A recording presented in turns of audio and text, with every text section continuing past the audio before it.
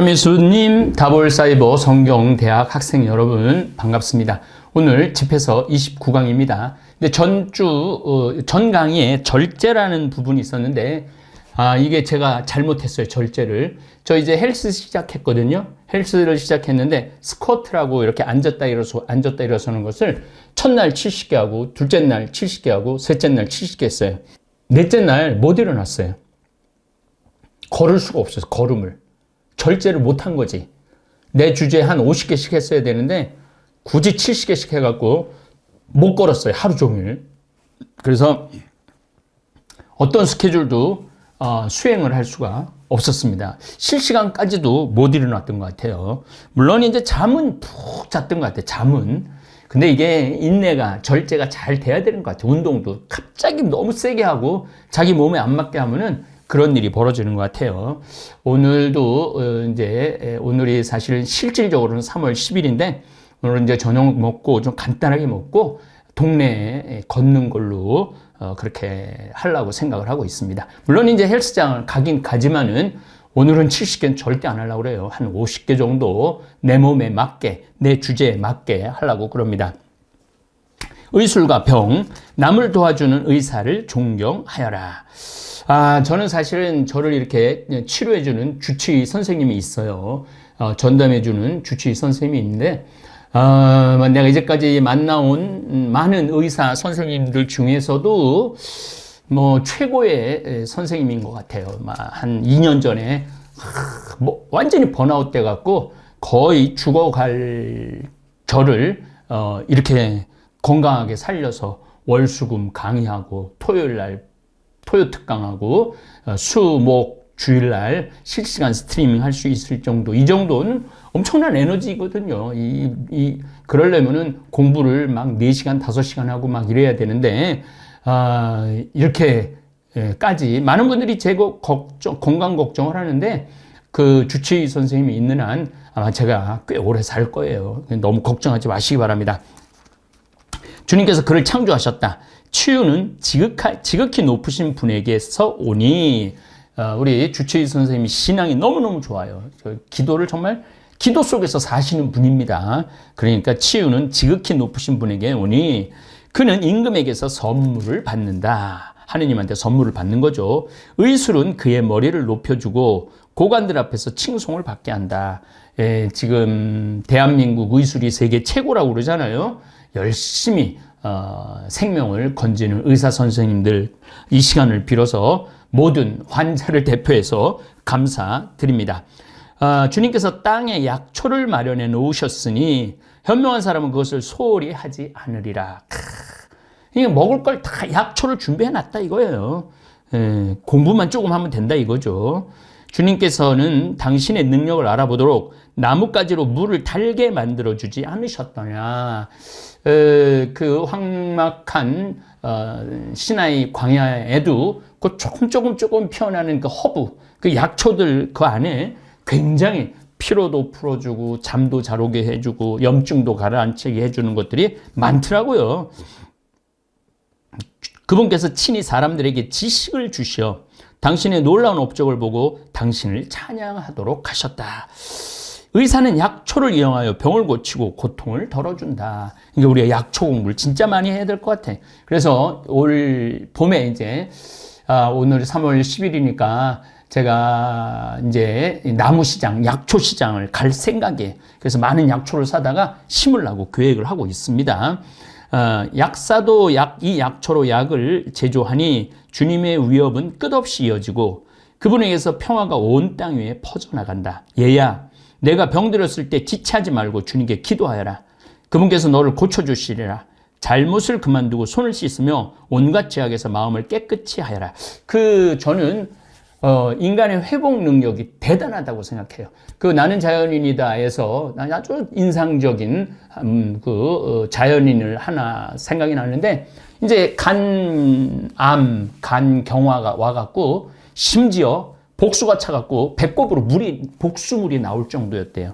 친구가 부산 의대 내과 과장이었는데, 너 이제 먹고 싶은 거 먹고 인사하고 싶은 사람 인사하라고. 그래서 이제 도저히 치료가 안 돼갖고 산속에 가갖고 3개월 동안 물만 먹었대요. 물만 먹었는데 그 간경화가 다 없어졌다는 거예요. 그리고 얼마나 얼굴이 퉁퉁하고 보기 좋든지, 그래서 인간은요, 끝까지 포기하지 말아야 돼요. 끝까지 포기하지 말고 희망을 가지고 좋은 약초, 그러니까 이 병원에서 쓰는 약보다는 하느님이 주신 약초를 더 많이 찾는 게 중요한 것 같아요. 향유와 고운 곡식 예물을 바치고 제물 위에 기름을 내 형편껏 쏟아부어라. 그 다음에 의사에게 맡겨라. 주님께서 그를 창조하셨다. 저도 지금 제 주치의한테 저 자신을 온전히 맡기고 있습니다. 의사가 너를 떠나지 못하게 하여라. 그가 너에게 필요하다.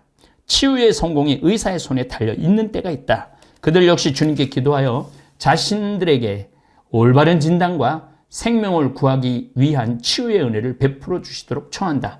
자신의 창조주 앞에서 죄를 짓는 자는 의사의 신세를 져야 마땅하리라. 그러니까 의사의 신세를 지라는 거죠. 그 능력 있는 의사를 찾아야지, 돌팔이 의사를 찾으면 또 안 됩니다.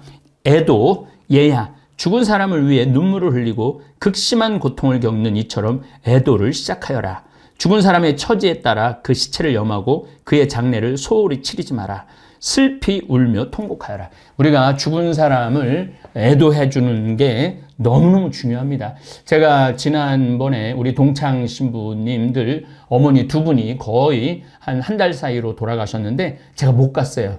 못 간 이유 중에 여러 가지 이유가 있었는데, 평화방송 촬영을 하면은 1박 2일로 이렇게 하면은 아침부터 저녁까지 하고 아침부터 저녁까지 해갖고 아주, 그리고 또 막 확진이 많이 돼갖고 여러 가지 이유로 못 갔는데 되게 미안하게 생각을 합니다. 그러니까 그걸 꼭 갔어야 되는 것들이 꼭 있어요. 애도는 죽은 사람의 지위에 따라 하루나 이틀 동안 계속하여 비난받지 않도록 하여라. 그러고 나서 너 자신의 슬픔을 달래라. 슬픔이 지나치면 죽음으로 이어질 수 있고, 이것도 참 중요한 얘기예요. 부모님이 돌아가셨다, 자식이 돌아갔다, 형제가 돌아갔다, 너무 슬퍼하면은 영원히 못 떠난다고 그래요. 영원히 편안하지 않다고 그래요. 그래서 하얀 눈물의 옷을 천국에서 입고 있는 사람이 많다고 그러잖아요. 아들이 먼저 죽었어요. 너무 슬퍼. 엄마가 20년 울었어. 죽은 아들 생각하고. 근데 꿈에 아들이 나타났는데 하얀 너무 아름다운 옷을 입고 있었는데 거의 푹 젖어갖고 그 하얀 옷이 빛이 나는 게 아니라 축 처졌어. 아들한테 물어봤어요. 아들아, 너 그렇게 지금 하얗고 천국에 있는 것 같은데 왜 그렇게 물이 축 처진 옷을 입고 있느냐? 그랬더니, 어머니, 저는 천국에 있지만 어머니의 눈물이 내 옷을 적셔갖고 내 옷이 빛을 못 낸다고. 어머니가 울음을 그치고 내가 천국에 있다는 기쁨을 가지고 있다면 나는 정말 예수님이 말하는 하얀 마전장에, 어떤 마전장에도 지울 수 없는 그런 빛을 낼 수 있다고. 그 다음부터 엄마가 안 울기 시작했다는 거예요. 그리고 꿈에 정말로 아들의 빛나는 모습, 아름다운 모습을 볼 수 있었다라는 그런 이야기도 있습니다. 슬픔이 지나치면 죽음으로 이어질 수 있고, 마음의 슬픔은 기운을 떨어뜨린다. 불행 가운데 슬픔도 머무르니 마음은 가난한 자의 삶을 저주할 뿐이다. 내 마음의 슬픔을 넘기지 마라. 그러니까 슬퍼하는 것도 너무 오래 하면 그걸 청승이에요. 청승. 어느 정도 시간이 지나고 나면은 그 슬픔을 잊을 수가 있어야 돼. 아픔도 잊을 수 있어야 되고, 슬픔을 멀리하고 마지막 때를 생각하여라. 한 번 가면 다시는 돌아오지 못한다는 사실을 잊지 마라. 너는 죽은 이를 돕지 못하고 너 자신만 상하게 할 뿐이다. 자기만 더 계속 망가뜨리는 거죠. 그래서 여러분들이 정말 이 애도도 너무너무 내용이 좋으네요. 너는 죽은 이를 돕지 못하고 너 자신만 상하게 할 뿐이다. 그의 운명을 돌이켜보며 내 운명도 그와 같다는 것을 기억하여라. 어제는 그의 차례, 오늘은 내 차례다. 죽은 이는 이제 안식을 누리고 있으니, 제가 늘 하는 말이에요.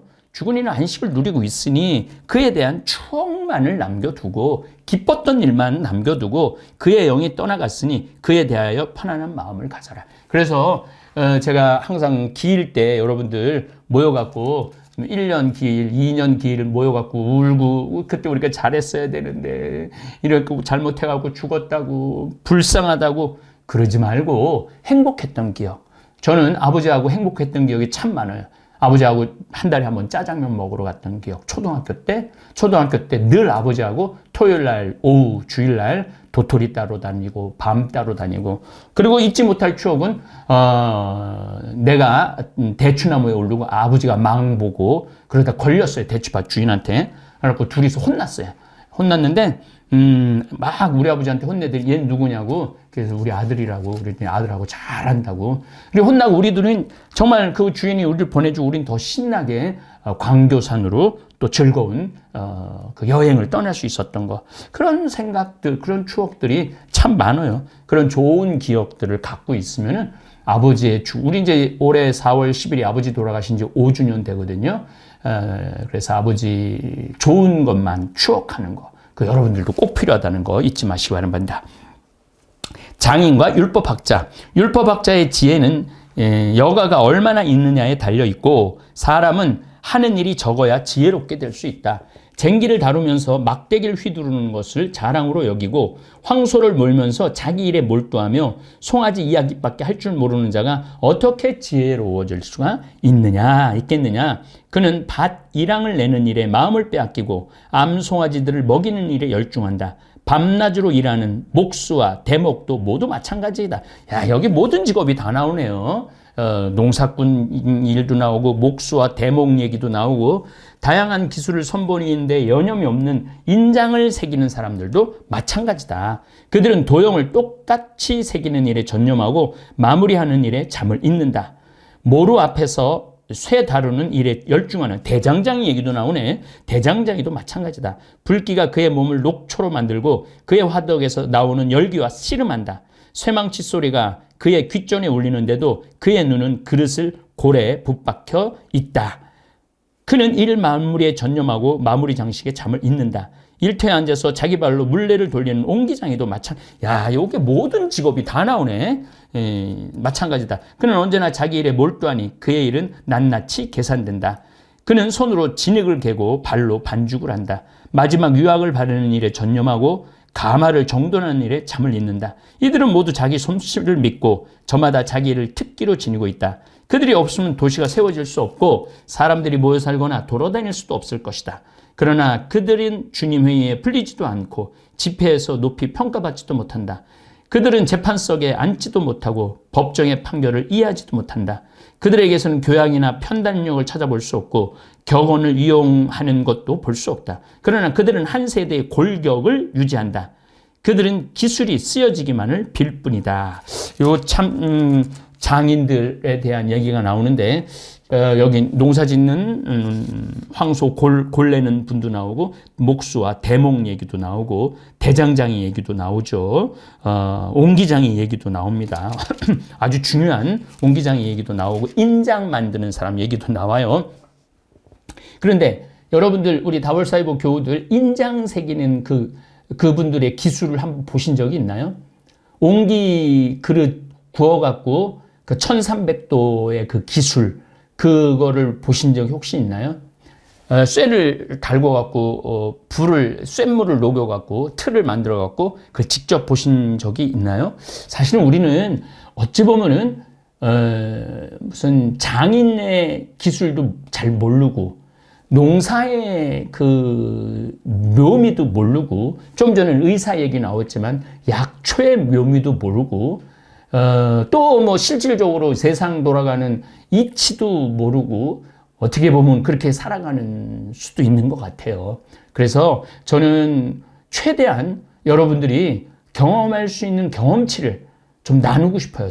제가 물론 저도 대장장이도 아니고 인장을 새기는 사람도 아니지만은 여러 가지 자료들을 통해서 세상 아주 다양한 내용들을 담아서 요즘 제가 좀 힘들지만 평화방송에 황창현 신부 살리는 이야기 22부를 지금 저 이제 4번만 더 찍으면 이제 이번에는 끝나요. 시즌2를 하자고 그러는데 도저히 체력이 안 돼갖고 시즌2는 어려울 것 같고 이제 올해는 제가 약초, 그 다음에 농사 짓는 법, 모종 내는 법, 이런 거 좀 더 여러분들하고 좀 하고 싶어요. 그래서 나는 자연인이다 쪽으로 더 많은 자료들을 올려드릴 테니까 이제 올해 이제 또 발효 축산도 이제 시작을 했으니까 배추 자라는 거, 거름 내는 거, 이런 아주 다양한 우리가 잘 알지 못하는 것들을 우리 이 다볼사이버 성당